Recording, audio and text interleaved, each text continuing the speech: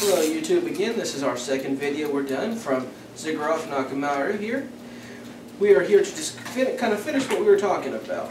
Going on into everything from shelters to maybe some more about the clothes to wear, to more weapons stuff depending on what we think. Yep, and we apologize if our last video was a little dark, and yes, it was my fault. I didn't have the camera's spotlight on in order to... Anyway. Moving on to shelters. Everyone always shows the great movies where they actually set in their homes and fortify them in the cities or out in the country. That's good for a little while, but truthfully, you're only delaying the inevitable. Yeah. You really got to get out of the populated area. Find you somewhere that's far enough away from a city that's convenient for you to go back if you have to get supplies, but far enough away that the zombie horde is unlikely to come to your front door in a massive amount of people. Like one of the gas stations that we got just down on 66 outside of this town, our town. Yes, we live in Oklahoma, we'll say that. Yes. Somewhere in this funny shaped state. So. This pot-shaped state, you mean? Whatever. Anyway, so when you're looking for a shelter, you want to find some place that has a constant supply of water, which at this particular base that we're at, it has a well. So at worst case scenario, we can take a car battery and hook up to it and run the water. Yeah. So we'd have water nearly constantly, and which we have close proximity to a generator, which we could get power from if need be. So we're pretty well set for those two regards, and most of the appliances here are run off of electricity, so we'd be pretty decent for quite a while. And we also have, what you can't see, a brick fireplace behind the camera, which will keep us nice and warm even in the worst situation. Just not a whole lot of wood to burn. Speak for you, obviously haven't seen the side of the house. There's a fully stocked wood pile at this other side of the house. Huh. Well then. We've got enough for several months without cutting wood. Cool. Very handy. Cool. Anyway, another thing I recommend before I cut over to my friend here, read this. I disagree on some parts in here, but mostly it's good information. Yes. I haven't read it yet, but I'm taking his word for it. Yeah. Gives everything from how much ammunition to carry to different tactics for boarding up walls and doors and windows. Has a little section at the very back where you can leave your own notes. Doesn't he have a section on there about fully automatic weapons? Yes, he's very anti full auto weapons, which I think as long as you've got the self-control to use it in semi-automatic half the time and only full auto when you need to, I think you'd be perfectly fine. I mean, I'm not going to go full auto on one zombie. Yeah. He might. Yeah, but only at last minute, and I have like no other choice, and I'm about to die, so. Another thing I'd like to mention before I forget it, just reminding me of it. Most of the weapons you buy are going to come with magazines about this size. This is not a good thing. This is like 13 bullets, I think. Mine. You can have my ammo. I don't share ammo. I was just gonna count it, but okay. No, you can't count it anyways. It's double stacked in there. Double stack. Yeah. Anyway. Ooh, they look like they were hollow points too. They are. Anyway. So if you can, find you some more magazines. And for the love of Pete, they are not clips, they're magazines. Seriously. I don't want to go around with a group and have someone go, I need a clip, I need a clip. I will throw a belt clip at you. Even with the horde coming down on us, I will throw a belt clip at you. Yeah. Alright, now, go ahead. My turn, huh? Finally, yeah. What was I gonna say? I don't know. It's just your part of the show. This is my part of the show. Okay.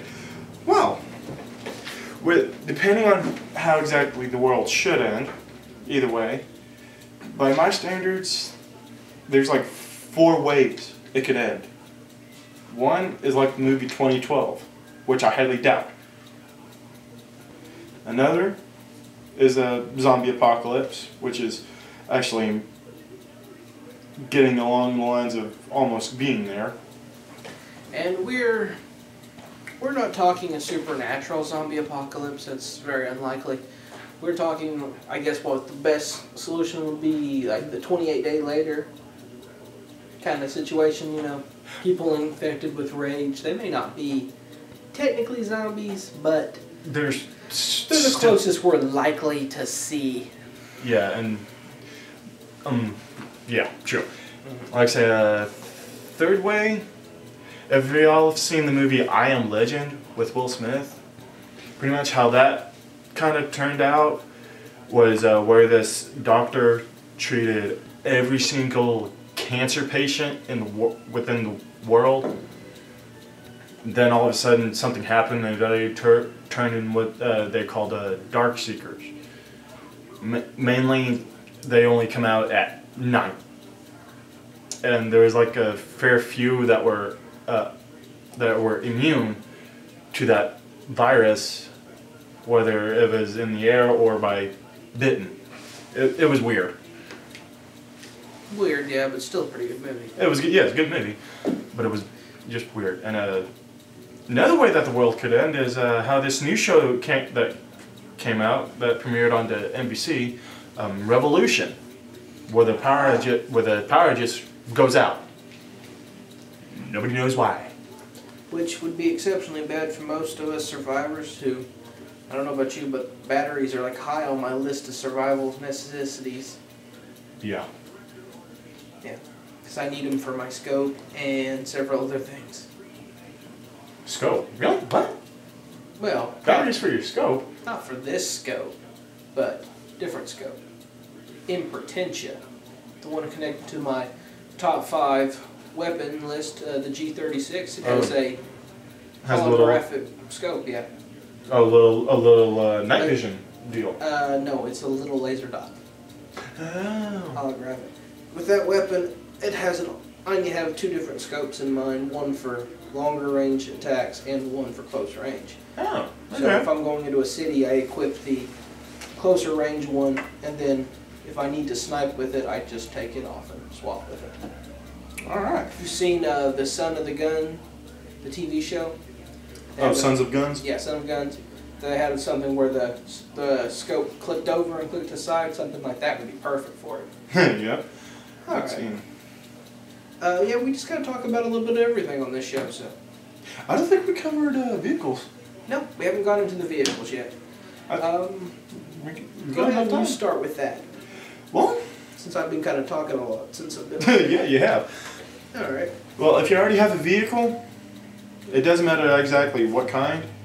Just make sure you kind of, what's the word I'm looking for? Fortify. Fortify your vehicle.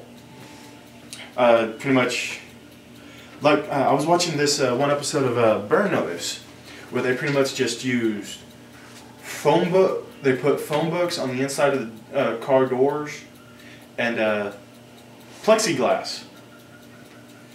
Which is good. Another good demonstration of the same technique is if you have Mythbusters. They actually did an entire armor-plated vehicle with phone books. Sure, it wasn't, high-speed vehicle. It was really slow. But you're not going to need to fortify as much when you're just trying to keep clawing hands from getting in. Max Brooks, excuse me, actually votes highly on the motorcycle and the bicycle for getting around. But I see a flaw with that technique. I do too. I mean, I don't know if anyone has tried, but in my experience using airsoft BB guns, I tried to shoot while riding a bike. It is exceptionally difficult. And unless you're just really good and know how to ride.